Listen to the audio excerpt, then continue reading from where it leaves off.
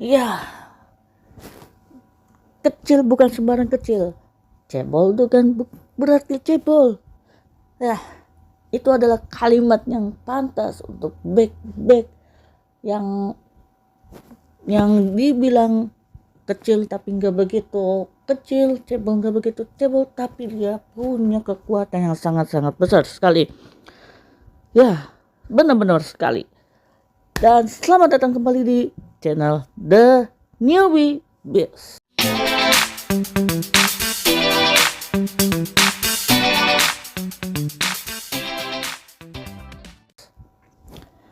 Dan di video kali ini kita bakal merekomendasi back center back yang sangat-sangat imut dan juga garang walaupun sedikit agak melenceng kali ini. Dan seperti yang kita ketahui, sebelumnya kita pernah nge-review kiper dengan pendek dengan tinggi 190 ke bawah. Dan kali ini kita bakal nge-review merekomendasikan center backnya sekarang dengan tinggi di bawah 183 atau 82 lah paling mentok biasanya ya. Karena itu udah termasuk agak sedikit pendek dan juga lincah dah gitu intinya.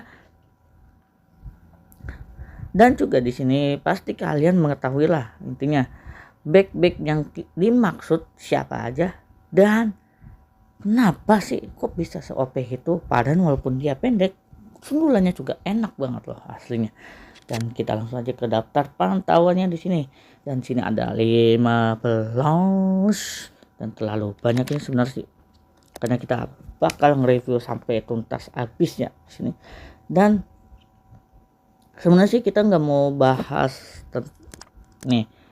tentang Carlos Puyol dulu dikarenakan bukan yang ini ya. Ini yang membangun reputasi 25, berarti bukan yang event terbarunya. Berarti masih bisa oke.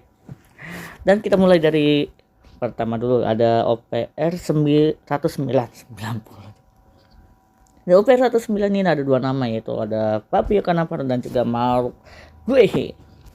Nah, ya betul sekali, Fabio Cannavaro jangan ditanya lagi dengan tingginya, tapi dengan punya kecepatan sprint yang sangat-sangat oke sekali. Dan di sini kalian lihat sendiri, tackle berdirinya enak banget, 134 loh.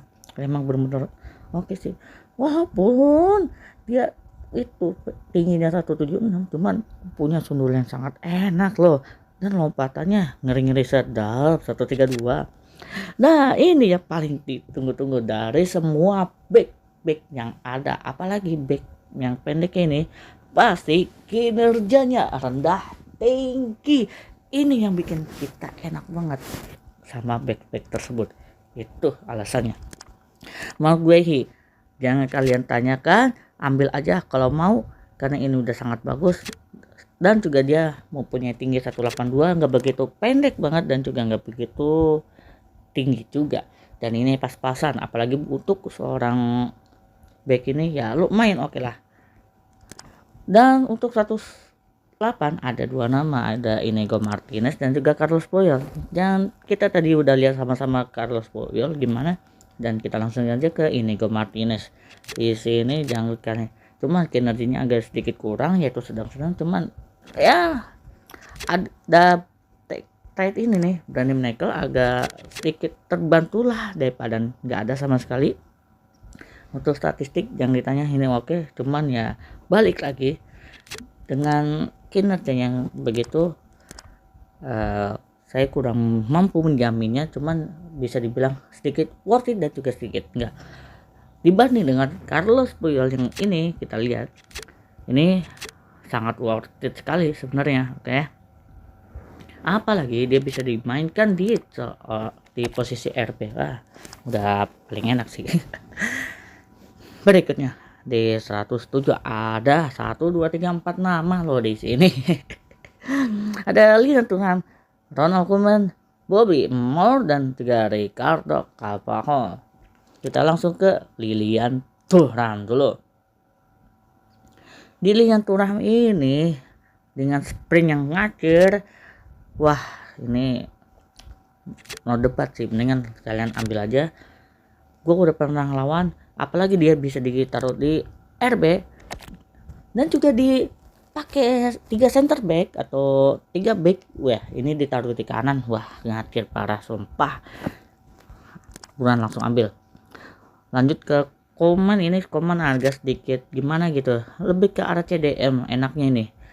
Kalian taruh di posisi CDM kayaknya lebih enak loh aslinya daripada seorang back gitu, karena dengan tinggi itu gimana ya,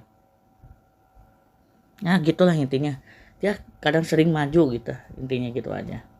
Dan Bobby Moore, di sini kita udah pernah bahas Bobby Moore ini lagi di event Neon di short ya kalau nggak salah. Ini sangat-sangat worth it sih.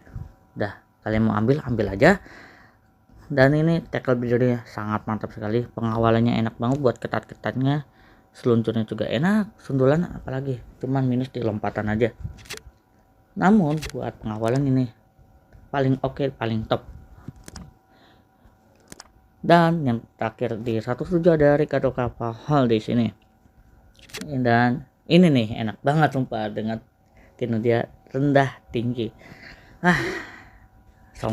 Pemain dari Karsongkrang nggak ada lawan anjir. Gue make ini enak juga pas lagi itu. Wah nggak ada lawan intinya. Lanjut ke OPR 105.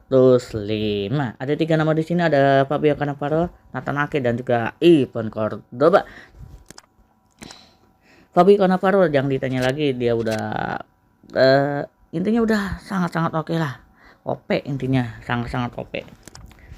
Walaupun yang kart balon jedor atau balon gedor ini atau dengan kart yang Aqua Inferno sama-sama oke dua-duanya ini. Asli enak banget. Berikutnya ada Nathan Ake di sini. Nah, Nathan Ake ini, nah kita bisa bahas untuk sekarang ini. Nathan Ake dengan statistik yang kayak gini, ini wajar dari seorang back pasti. Apalagi dia ini adalah salah satu pemain Neon yang sangat-sangat OP sekali zamannya dan bisa ditugaskan di LB di sini. Cuman sayangnya adalah kadang dia nggak bisa menjaga agresivitasnya, jadi maksudnya tidak selalu barbar banget dan juga agak kurang neken gitulah intinya. Ini lebih cocok ke LB daripada ke CB. Cuma kalau di LB juga agak sedikit kurang sih kalau kata gua. Namun masih mending lah daripada yang lainnya. Masih mending ini kalau kata saya. Nathan Ake masih agak sedikit membaik kalau misalnya ditaruh di LB atau enggak di 3 back, tapi taruh di back kiri gitu aja. Ivan Cordoba. Ini gimana cara jelasinnya ya? Swear loh, gue susah menjelasinnya. Dan juga sebenarnya sih gue jarang ketemu dengan Ivan Cordoba banyak sekarang loh. Entah kenapa ya, aneh gue. Jadi ini kita masuk ke tier list buat rekomendasi atau enggak aslinya nih. Gue belum pernah nyobain dan juga belum pernah ngelawan. Nantilah ntar kita sama-sama nyobain dah. Cuman kalau dari segi statistik nih, tackle berdirinya enak banget, keluncurannya juga lumayan, kesadarannya juga apalagi, dan juga sundulan atau lompatan ini seimbang. Apakah bisa benar-benar seimbang dengan yang kita pikirkan atau tidak sama sekali? Itu yang kita cari tahu nanti di off kamera. Satu spot ada satu nama saja di sini, ada Ronald Koeman. Nah intinya gua tahu yang di otak gua cuma satu, taruh di CDM. Nah, enak kalau ditaruh CDM gitu aja. Mascherano, Marquinhos dengan Murillo. Mascherano jangan ditanya lagi, ini kalau misalnya buat dari kinerjanya ini paling top player banget, apalagi di posisi CB. Dan juga kartnya ini kart sangat istimewa, yaitu CONMEBOL Libertadores ini yang setahun sekali adanya. Emang kebanyakan eventnya setahun sekali. Dan juga kinerjanya rendah tinggi, namun tetapi kayaknya ditaruh di CDM lebih enak daripada di CB, karena di CDM udah langsung berasa beringas-beringisnya, tackle-nya, dan juga ketat banget penjagaannya. Marvin Haas dengan tinggi 183 cm ini masih bisa buat mendul-ndul lah, intinya masih bisa menang sundulan ya, walaupun sundulannya 107 dengan lompatan 113 ini masih oke lah, masih standar intinya. Walaupun event Ballon d'Or pas lagi tuh masih standar dan juga masih worth it sekali. Cuma yang agak disayangkan adalah ini posisinya agak sedikit kurang gitu aja. Kadang dia maju-maju banget, mundur juga kadang telat gitu aja. Itu di akun saya, kalau di akun yang lain tidak tahu. Untuk Morillo jangan ditanya lagi, kadang kadang lob banget dah, intinya gitu. Cuma masih mending lah Morillo pas lagi kita pakai main tapi emang kadang lobnya juga sih. Dan ini dia 15 pemain yang sangat-sangat ideal untuk kalian ambil, apalagi ini seorang back.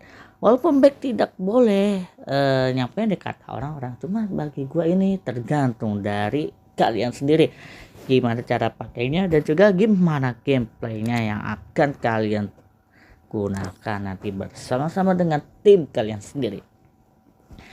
Dan saya ingatkan kembali kepada kalian semua bahwasanya ini bukan sembarang cebol, tapi ini cebol punya kekuatan yang super untuk menjaga di dinding belakang pertahanan kalian setelah kiper ya intinya di atas kiper lah, jangan sampai kelewatan intinya. Dan cukup sekian video kali ini, semoga bermanfaat. Jika kalian suka silakan like, comment, share, dan juga subscribe dan nyalakan notifikasi atau loncengnya supaya tahu update yang akan datang. Dan sampai jumpa lagi di minggu gabut selanjutnya.